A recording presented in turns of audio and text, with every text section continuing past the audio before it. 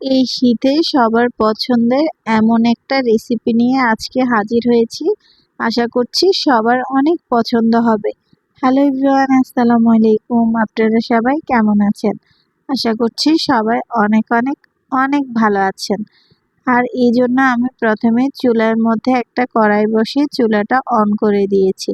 আর প্রথমে চুলায় কড়াইটা একটু গরম হয়ে গেলে আমি পরিমাণ মতো দিয়ে দিব তেল। আর আজকে কিন্তু আমি আপনাদের সাথে হাঁসের রেসিপি শেয়ার করব। প্রথমে আমি এখানে দিয়ে দিয়েছি 1 বাটির মতো পেঁয়াজ কুচি। এগুলোকে আমি হালকা বাদামি কালার করে ভেজে নিব। এরপরে এখানে দিয়ে দিচ্ছি রসুন বাটা। তারপরে আমি এখানে দিয়ে দিচ্ছি আদা বাটা। আর এগুলো কিন্তু হাঁস যতটা ততটা অনুযায়ী আপনারা দেওয়ার চেষ্টা করবেন। আমার এখানে 2টা হাঁস, আমি কিন্তু সেই অনুযায়ী মশলাগুলো দিচ্ছি। আর এখন দিয়ে দিচ্ছি পরিমাণ মতো লবণ। লবণটা দেওয়া হয়ে গেলে আমি এখানে দিয়ে দিচ্ছি জিরে এবং কি ধনিয়া একসাথে ব্লেন্ড করা। তারপরে এটা হচ্ছে হলুদের গুঁড়ো। এরপরে আমি এখানে দিয়ে দিচ্ছি পরিমাণ মতো মরিচের গুঁড়ো। তারপরে এইগুলো হচ্ছে রেডি হাঁসের মশলা।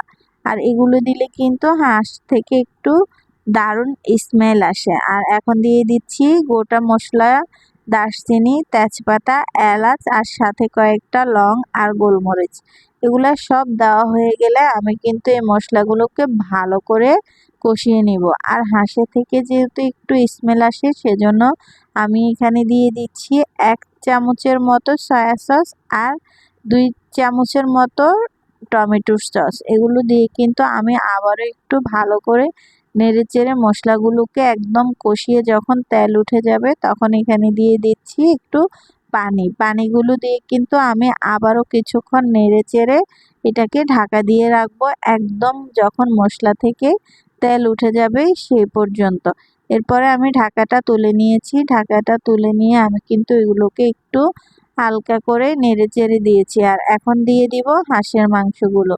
হাঁসের মাংসগুলো আগে থেকে কেটে বেছে ভালো করে ধুয়ে আমি একটা জালিতে রেখেছি যাতে পানিগুলো সব সরে যায়। আর এখন একে একে সবগুলো হাঁসের মাংস আমি কড়াইতে দিয়ে দিয়েছি। আর কড়াইতে দেওয়ার পরে কিন্তু দেখতেই পাচ্ছেন হাঁসের মাংসগুলোকে আমি ভালোভাবে নেড়েচেড়ে একদম মশলার সাথে মিশিয়ে দিয়েছি। দিয়ে আমি ঢাকা দিয়ে আরও কিছুক্ষণ ধরে হাঁসগুলোকে কষাবো।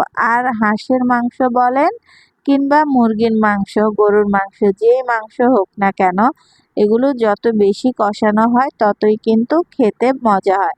আর এই পর্যায়ে সামান্য পরিমাণে একটু গরম মশলা ছিটিয়ে দিয়েছি।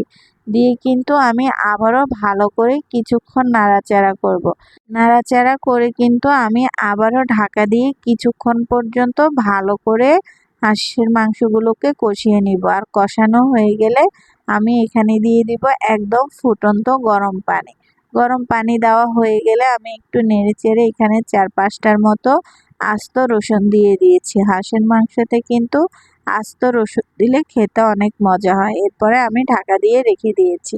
একদম যখন দেখবেন হাঁসের মাংসটা মাখো মাখো হয়ে গেছে, উপর থেকে মশলার উপর থেকে তেল ভেসে উঠেছে, তখন হাঁসের মাংস রান্না কমপ্লিট। এইভাবে আপনারা চাইলে একবার হলো আমার রেসিপিটা ফলো করে হাঁসের মাংস রান্না করবেন, দেখবেন খেতে ভীষণ মজা হয়। আর আমার বাসার সবার তো হাঁসের মাংস ভীষণ পছন্দ। আপনাদের কার কার হাঁসের মাংস পছন্দ অবশ্যই কমেন্টে জানাতে ভুলবেন না। আর আজকের ভিডিও এই পর্যন্ত। আবারও নতুন একটা রান্নার ভিডিও নিয়ে হাজির হয়ে যাব। সেই পর্যন্ত সবাই ভালো থাকবেন।